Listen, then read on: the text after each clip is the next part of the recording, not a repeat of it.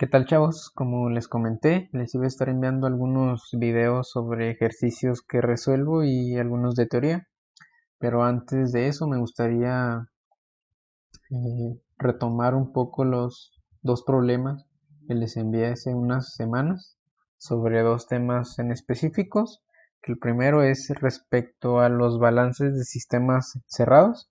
Aquí les mandé un archivo PDF con lo que era el trabajo de frontera móvil. En este archivo les explico de manera eh, simple lo que es el trabajo de frontera móvil o trabajo de frontera. Este trabajo es aquel que se desarrolla cuando hay un movimiento en la frontera. Recuerden que les comenté que hay fronteras móviles, es decir, la frontera en un sistema tiene movimiento y si tiene movimiento generalmente produce trabajo.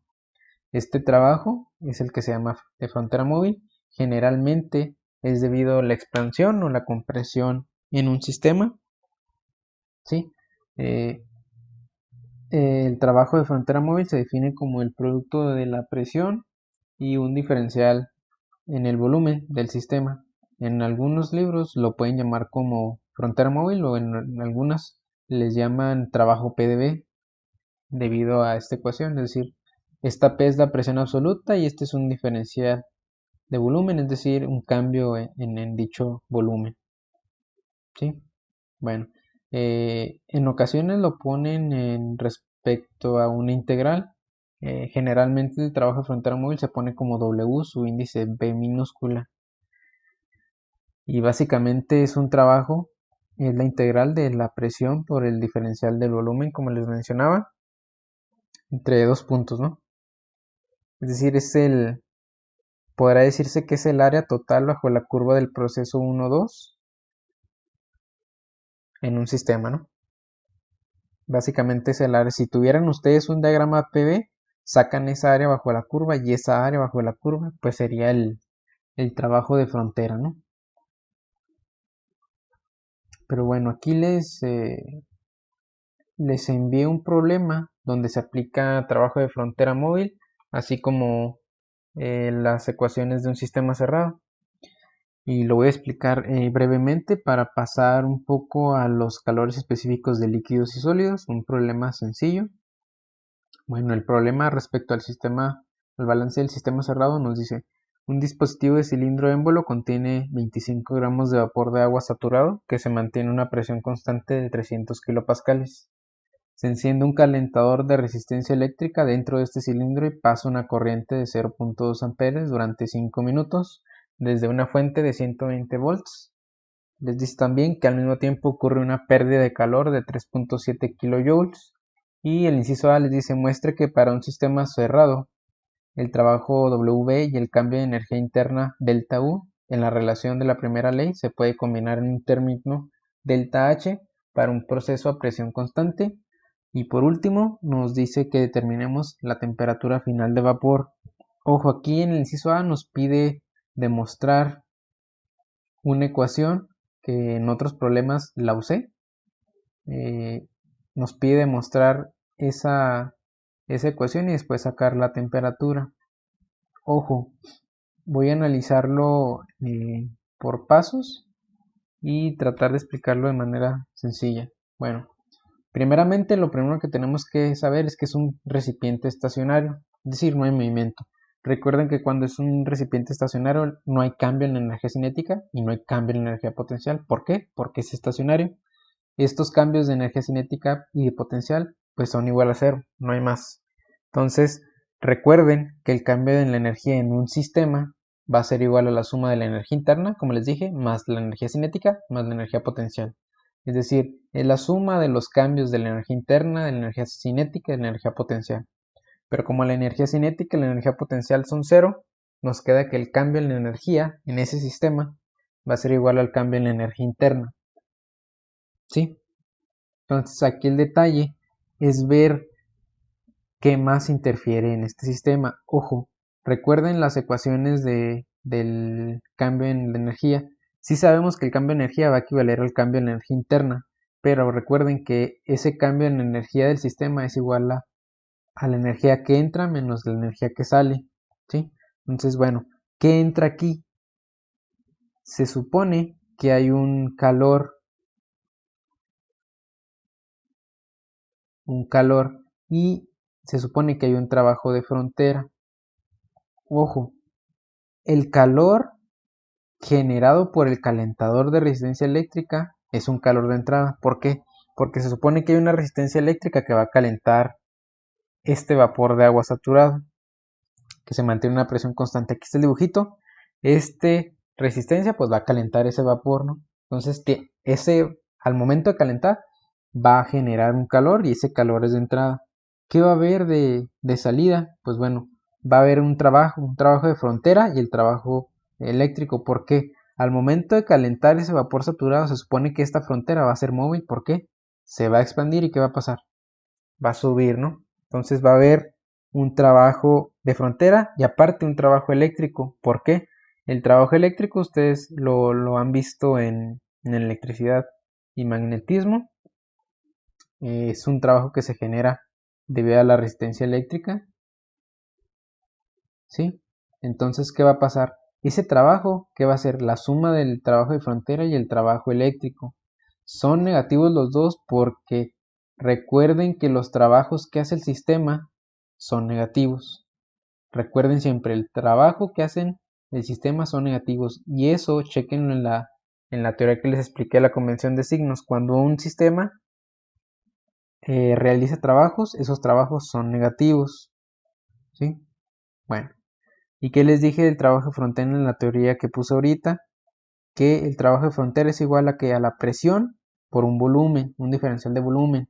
Aquí, ¿qué va a pasar? Se supone que va a haber dos volúmenes, uno al iniciar antes de que se caliente este vapor saturado y otro cuando ya se calentó. ¿Sí? Entonces, ¿qué va a pasar? Se supone que es una presión constante. Entonces, si sustituimos va a ser un calor, que es el generado por la resistencia, menos el trabajo, igual a la energía interna, ¿no? Entonces, aquí este menos, que va a ser el trabajo de frontera y el trabajo eléctrico, ¿sí? Bueno, para un trabajo de frontera a presión constante ya sabemos que es la diferencia de los dos volúmenes y una presión. ¿Cómo me quedaría aquí? Sería Q menos un trabajo otro. ¿Por qué? Porque es un trabajo que se genera debido a qué? A un trabajo eléctrico, como les mencioné. Le ponen otro porque no suelen ponerle trabajo eléctrico así, un trabajo generado por otra cosa. ¿Sí? Bueno, ¿qué tendríamos? Nada más sustituimos el trabajo de frontera móvil con la multiplicación de presión por la diferencia de volúmenes. Y recuerden que el cambio en la energía interna, pues que es la energía interna del punto 2 menos la energía interna en el punto 1. Y como son presiones constantes, podemos suponer que en todo el sistema va a haber la presión 0, pues va a ser constante y va a ser igual a la P1 y a la P2. ¿Por qué? La presión se va a mantener en todo el sistema. Despejamos eso y despejamos la presión por la diferencia de volúmenes y lo pasamos hacia el lado derecho.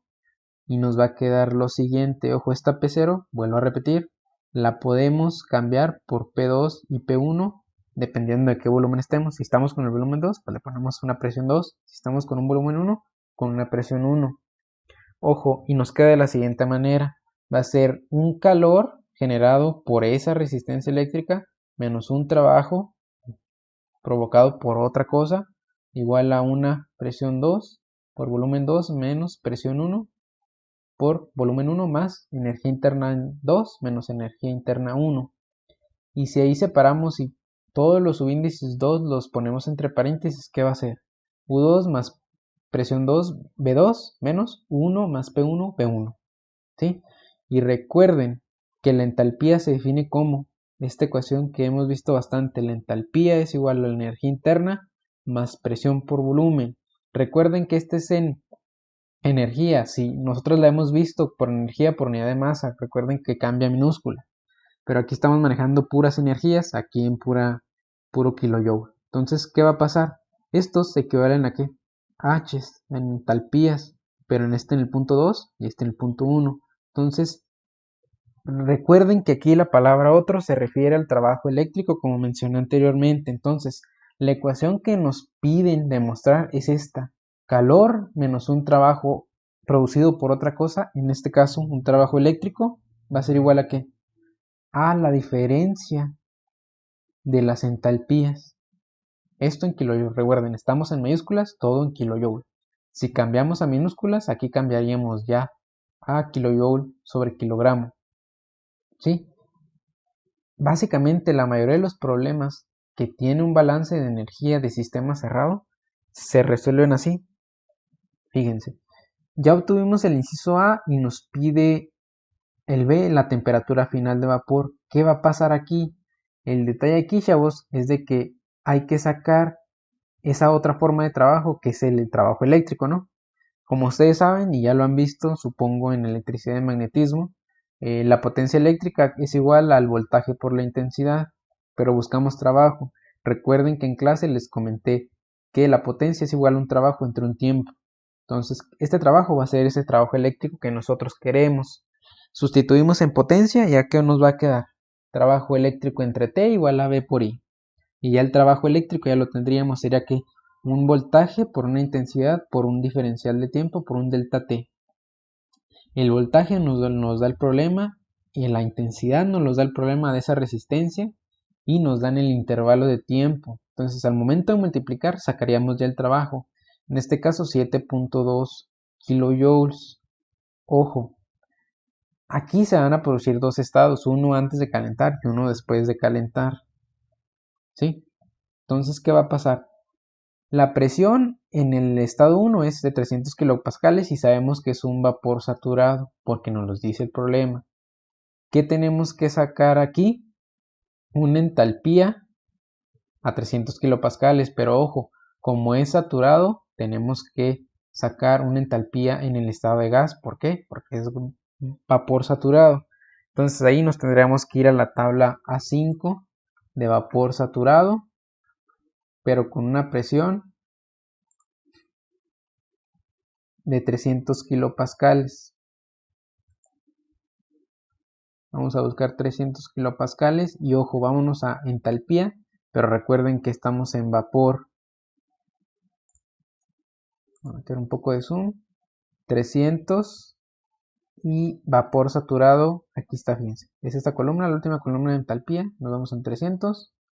Última y sería 2724.9, la que está aquí, 2724.9. Y se fijan, aquí la anoté, esta sale de vapor saturado. ¿Por qué tomé HG? Porque es vapor saturado. No puedo tomar ni HF ni HFG. HG porque es vapor saturado. Entonces, ojo, esa será mi entalpía inicial o del estado 1. Pero ojo, ¿cómo vamos a encontrar la entalpía final? Bueno, del balance de un sistema cerrado teníamos que la energía de entrada menos la energía de salida es igual a ese cambio de energía en el sistema. Ojo, ¿qué sería aquí? Lo que entra no lo conocemos. ¿Por qué? Se requiere conocer esa entalpía final, pero no se conoce el trabajo de frontera móvil. Sin embargo, ojo, es algo importante aquí. No conocemos ese trabajo de frontera móvil, pero ojo, es válido que si hay presión constante, la suma del cambio de la energía interna y el trabajo de frontera sea igual al cambio de la entalpía. Esta ecuación que vemos aquí es muy común para sistemas cerrados en donde hay presión constante. Siempre que hay presión constante es válido. Entonces hay que suponer esto bien y lo vuelvo a repetir. Si no se conoce el trabajo de frontera móvil, es válido que existiendo presión constante, la suma del cambio en la energía interna y el trabajo de frontera móvil sea igual al cambio de la entalpía. ¿Sí? Entonces, ¿qué va a pasar? Si se fijan, en la energía de entrada va a haber un trabajo eléctrico. ¿Por qué? Porque se supone que estamos generando un trabajo con ese circuito. Va a haber un calor negativo. ¿Por qué? Porque el problema dice que sale del sistema ese calor, hay una pérdida de calor. ¿Sí? Y un trabajo de frontera móvil que es, vuelvo a repetir, estos dos son trabajos que se generan. Este trabajo es porque se genera negativo, este porque un calor que sale, y este trabajo de entrada corresponde al trabajo eléctrico. ¿Sí? Y ya lo igualamos a la energía interna que habíamos dicho que desde el inicio, que como es un sistema estacionario, El cambio en la energía es igual al cambio en la energía interna, como vemos aquí. ¿Sí? Bueno. Y debido, vuelvo a repetir, no se conoce el trabajo de frontera móvil, pero es válido que la suma del trabajo de la energía interna y el trabajo de frontera móvil es igual al cambio en la entalpía. Entonces, ojo, si hacemos eso, ¿cómo nos quedaría? Este trabajo de entrada, que es el eléctrico, menos ese calor de salida. Y si se fijan, si despejamos este trabajo de frontera móvil, lo pasamos para acá, ¿qué nos va a quedar? Un delta U más W. Aquí está delta U más W. Entonces, ¿qué va a pasar? Igualamos la diferencia del trabajo eléctrico menos el calor de salida. ¿Igual a qué? Al cambio en la entalpía. Y con ese cambio en la entalpía, ya habíamos visto una ecuación que el cambio en la entalpía es igual a qué? Igual a la masa por la diferencia de las entalpías H2 menos H1. ¿Sí? ¿Qué conozco de aquí? Conozco la masa, conozco la entalpía en el estado inicial, no conozco la entalpía en el estado final, conozco el trabajo eléctrico que lo calculé arriba y conozco ese calor de salida. ¿Por qué? Si se fijan y nos vamos al texto inicial, nos dice que al mismo tiempo ocurre una pérdida de calor. Y ojo, por eso es negativo, porque el problema nos indica que es una pérdida de calor. Nos regresamos. ¿Y qué va a pasar aquí? Si se fijan, la única incógnita que nos queda es la entalpía del estado final. Sacamos esa entalpía del estado final. Y ojo, nos pide la temperatura final. Yo aquí solo saqué entalpía final. Entonces, ¿qué va a pasar? De una tabla, que en este caso es la 6, se debe obtener esa temperatura final. Pero ¿qué va a pasar aquí? Que es necesario interpolar. ¿Con qué datos? Con la temperatura de 150, que es la inicial, y con las entalpías de la tabla. Ahorita me voy para allá. Pero ¿qué es importante mencionar aquí? ¿Por qué nos vamos a la tabla 6 que corresponde al vapor sobrecalentado? ¿Cómo se sabe que está en ese estado? Fíjense, si nos vamos a las tablas de agua saturada, van a ver que los valores de entalpía para cualquier presión que ustedes quieran y temperaturas son menores al valor obtenido, este 2800. Ahorita me voy para allá. Entonces, ¿qué va a pasar? Las únicas tablas que tienen valores de esta magnitud son los valores de las tablas de vapor sobrecalentado. Entonces, vámonos a las tablas de agua saturada. Recuerden, es 2800. ¿Qué va a pasar? Fíjense. Cualquier presión y temperatura, las entalpías, ¿hasta dónde llegan? 2500 y van bajando. 2500, 2500, van bajando. Aquí suben 2700. Aquí suben. Lo máximo, fíjense, 2864. Lo máximo que tenemos por aquí es 2803.2. Entonces lo máximo que tenemos aquí y ya vuelve a bajar. Entonces, ¿qué pasa? No hay manera de entrar en las tablas de agua saturada con ese valor. Entonces, ¿qué va a pasar? Nos vamos a la tabla A6 y se fijan, tampoco estas tablas de presión tampoco hay valores más de 2803.2. Entonces, ¿qué va a pasar? Nos vamos a estas tablas, pero ojo, la presión es 300 kilopascales, que si lo convertimos a megapascales, ya sabemos que es 0.3 megapascales. Entonces, la tablita es esta. ¿Qué va a pasar aquí? Aquí el problema es buscar esta entalpía que sacamos aquí y hacer una interpolación entre temperaturas. Yo lo que quiero sacar es la temperatura final de este estado, de este sistema. Entonces, ojo, yo busco ese valor de 2864.9.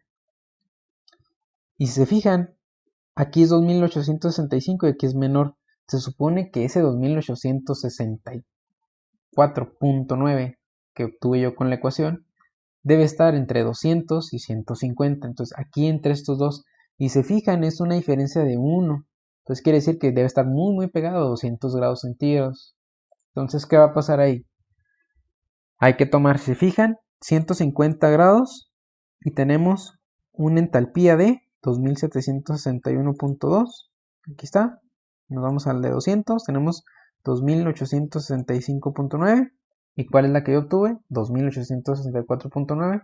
¿Qué hacemos aquí? Una interpolación, como le expliqué en clase, le expliqué varias veces. ¿Y qué tenemos? Como les dije, una temperatura muy cercana a esos 200 grados, porque era una diferencia de un kilojoule sobre kilogramo. Y esta será el resultado.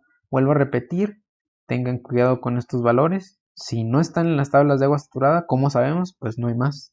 Debe ser vapor sobrecalentado porque es el único que maneja este tipo de valores de entalpías.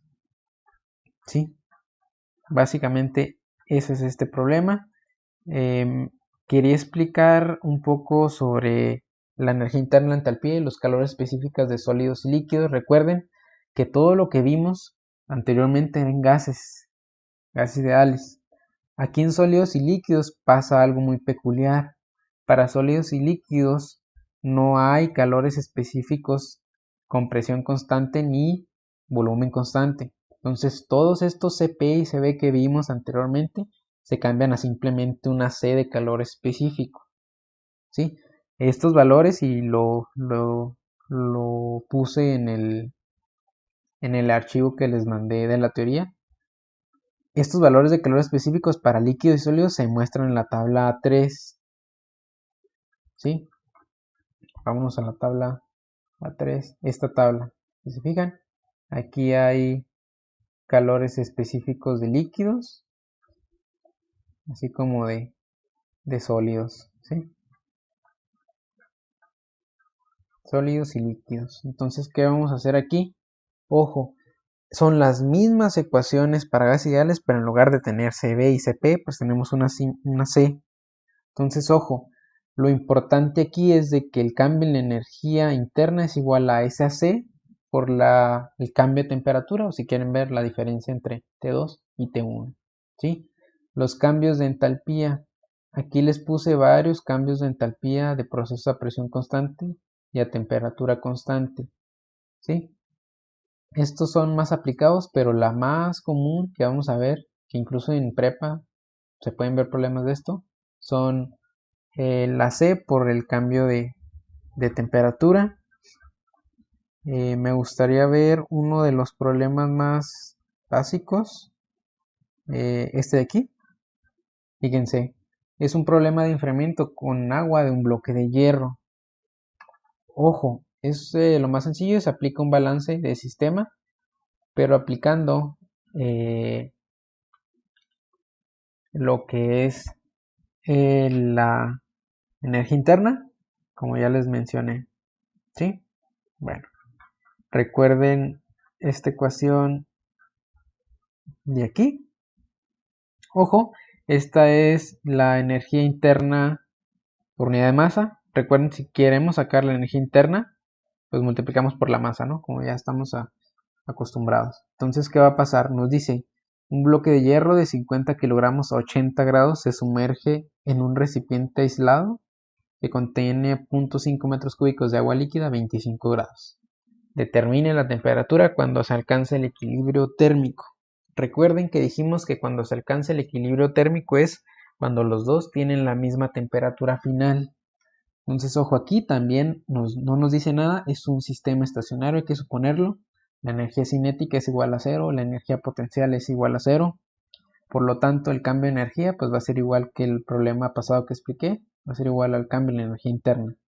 Aquí no hay trabajo eléctrico de otro tipo, no hay nada, el sistema es aislado, no hay transferencia de calor.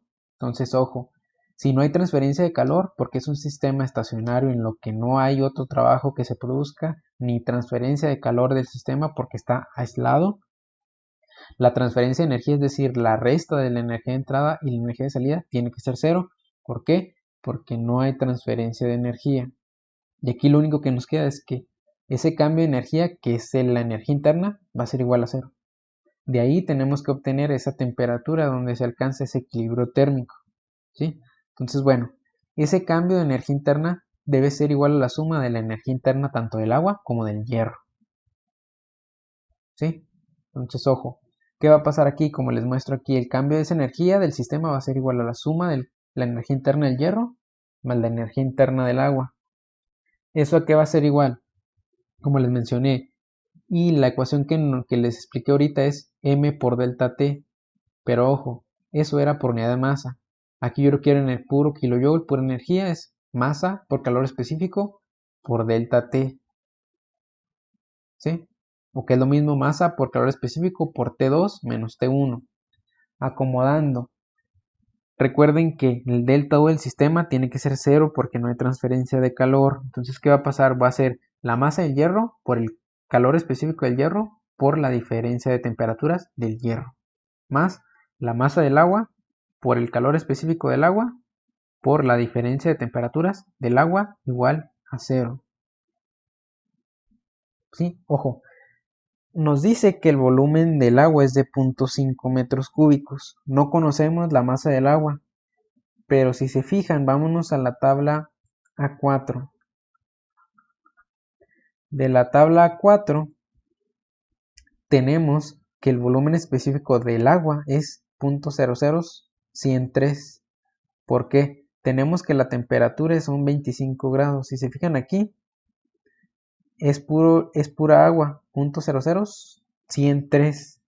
Entonces, recuerden que la masa es igual al volumen entre un volumen específico. Se puede obtener el volumen, ya lo tenemos que es 0.5 y el volumen específico lo sacamos de la tabla 4 en el apartado de volumen F. Ya saben, de volumen cuando es líquido saturado.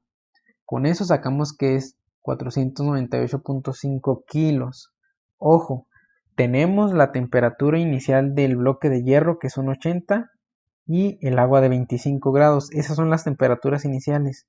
La temperatura final de los dos tiene que ser la misma. ¿Por qué? Porque van a alcanzar equilibrio térmico. Entonces, ¿qué va a pasar? Al momento de sustituir, la única incógnita que va a ser aquí va a ser T2. Tanto la del hierro como la del agua va a ser igual. ¿Por qué? Porque es la temperatura en donde alcanzan el equilibrio térmico. Entonces, ¿qué va a pasar? Tenemos que obtener esos calores específicos primero. ¿De dónde los obtenemos? Pues bueno, vamos a obtener los calores específicos de la tabla 3. Entonces vámonos a la tabla A3A. Primero vamos a obtener el del agua. El del agua 25 grados. Fíjense, aquí está agua. Y la temperatura aquí nos las dan, aquí nos dan pocas. 0, 25, 50, 75, 100. No se van a confundir con este de arriba, es desde aquí. 0, 25, 50, 75, 100. Y nosotros nos importa el 25 y el calor específico es 4.18. Aquí está. Aquí dice CP, pero recuerden que para sólidos y líquidos no hay CP ni hay CB, es puro C, es el mismo. Entonces es 4.18 a esa temperatura, ya lo tenemos. Y el del hierro hay que buscarlo. Está en sólido, es un B. Vamos a buscar aquí hierro. Y se fijan, aquí está hierro. Nada más aquí nos da un calor específico de 0.45. Y aquí lo tenemos, 0.45. Y recuerden, en las tablas nos dicen kilojoule sobre kilogramo Kelvin. Recuerden, chavos, que la escala Kelvin y grados centígrados es la misma. Entonces, estos valores sería kilojoule sobre kilogramo Kelvin es lo mismo que kilojoule sobre kilogramo grados centígrados. Recuerden que les comenté que la escala de Kelvin y centígrados es la misma. Entonces, teniendo esos valores de la tabla para el agua de la tabla 3 y para el hierro de la tabla 3B, tendríamos que despejar de aquí la temperatura final o de equilibrio térmico o T2, como les muestro en este ejercicio. ¿Qué pasará aquí? Nos dice que el bloque de hierro sí nos da la masa, que son 50 kilos, el calor específico lo obtuvimos, la temperatura inicial son 80 grados centígrados. Recuerden, vuelvo a repetir, aquí se podrá poner Kelvin o grados centígrados, es lo mismo. Entonces, aquí la masa la obtuvimos del agua, el calor específico de la tabla 3A y pues la temperatura inicial del agua son 25 grados centígrados. De aquí, ¿qué pasa? Multiplicamos y tendríamos que despejar ese T2 y el T2 nos resulta que es 25.5875 grados centígrados. Y esa es la temperatura de equilibrio térmico en este sistema en donde un bloque de hierro se sumerge en un recipiente aislado que contiene agua y la temperatura de equilibrio entre ambos es 25. Si se fijan, es muy cercana a la temperatura en la que está el agua líquida. Y aquí terminaría el problema que quería explicar, los dos problemas. Si hay dudas, me las sabré ya sea por Google Classroom o por WhatsApp y las resolvemos, ya sea por mensaje o programamos una videoconferencia por Zoom para resolver esas dudas que pudieran tener. Repasen bien los problemas para que me vayan preguntando esas dudas que puedan surgir al momento de que los repasen, y en los próximos días pues se estaré enviando más videos sobre ya temas de la unidad 4, que ya es segunda ley de la termodinámica, y algunos ejercicios resueltos y explicados por mí. Y pues bueno, eso es todo.